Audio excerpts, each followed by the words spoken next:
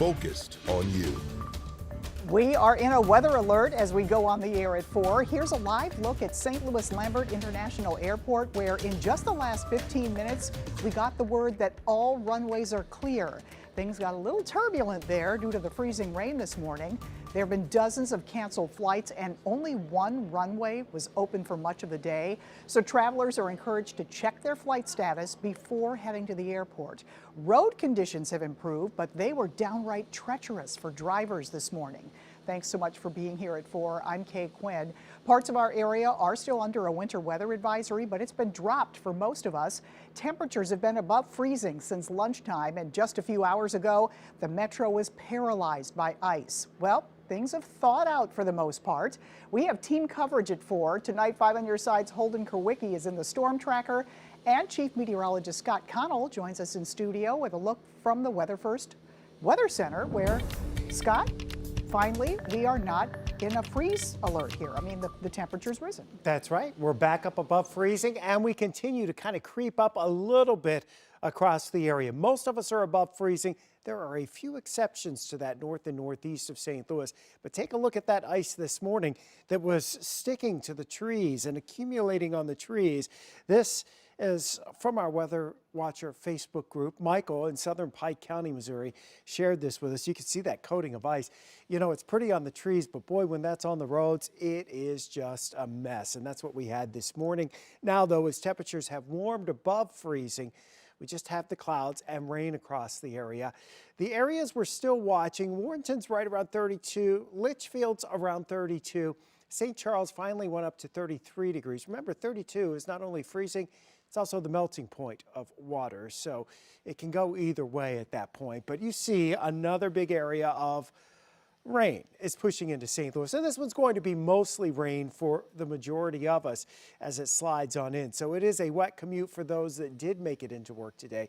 And again, the area up to the northeast of St. Louis is the area of Macoupin and Montgomery County especially that we are still concerned about some slick spots, and then down to the southwest in some of those lower valley locations of the eastern Ozarks, maybe still some slick spots there. Montgomery and Macoupin counties, the only two counties in our area still with weather advisories for a little while longer. Steady or rising temperatures here overnight. Widespread rain will be with us overnight, and we'll get a break tomorrow, but then there's more rain, and it's just plain rain Tuesday night. We'll see you in a few minutes, Kay. All right, thank you, Scott. Slick roads proved to be a challenge for truck drivers across the bi-state. Here's a look at a salt truck that almost hit a St. Louis store. This happened around 5:30 this morning at the Elite Supermarket on North Broadway. The truck only hit posts near the building after spinning out down a hill. The driver was sent to the hospital but is expected to be okay. There were also some roadside slide-offs. 2 semi-trucks got into some trouble when they jackknifed in the median while heading eastbound on I-70 by Wentzville Parkway. Crews were able to straighten them out before reopening the roads. Right now, we don't know if either of the drivers were hurt in the crash.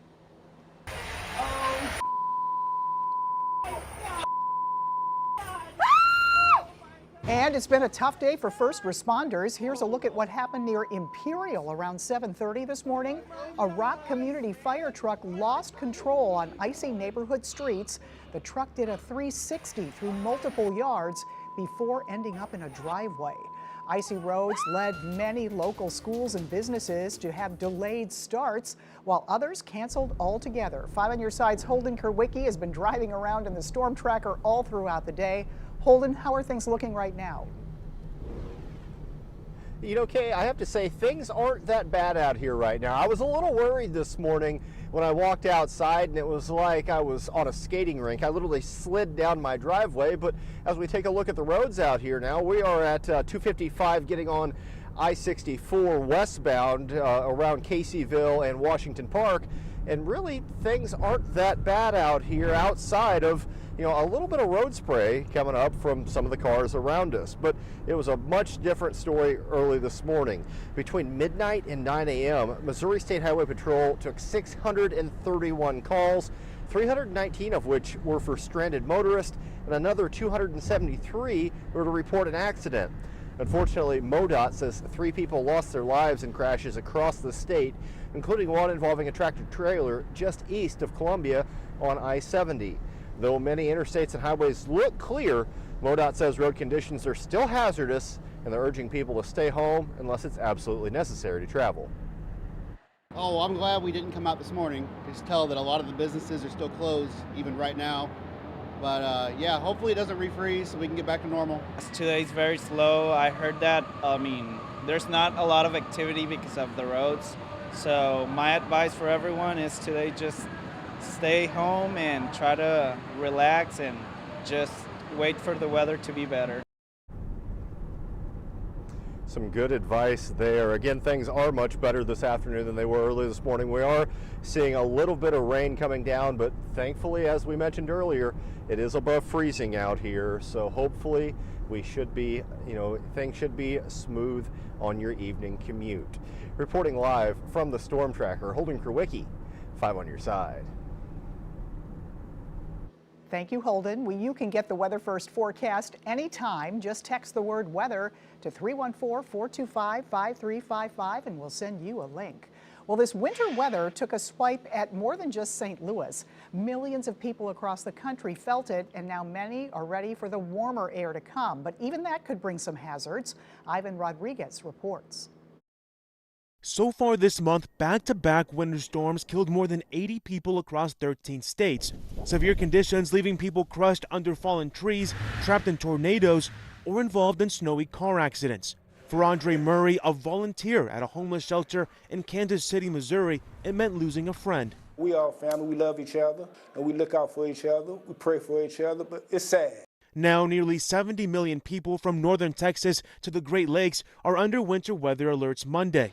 Weather officials and several local transportation departments urging people to use caution when driving or to just stay home. Can I say crazy, but with the capitals? In Michigan City, Indiana, Dave Westfall says he's been working nonstop for the last 3 days, plowing snow for residents and businesses. I'm at people's beck and call because number one, they have to get out. I cater to the elderly. Thank God I got all new equipment. Along the Gulf Coast and portions of the Southeast, approximately 37 million people are under threat of flash flooding and excessive rainfall this week. Rainfall totals over the next 5 days may reach 5 to 6 inches, with localized areas getting higher amounts. Ivan Rodriguez, 5 on your side.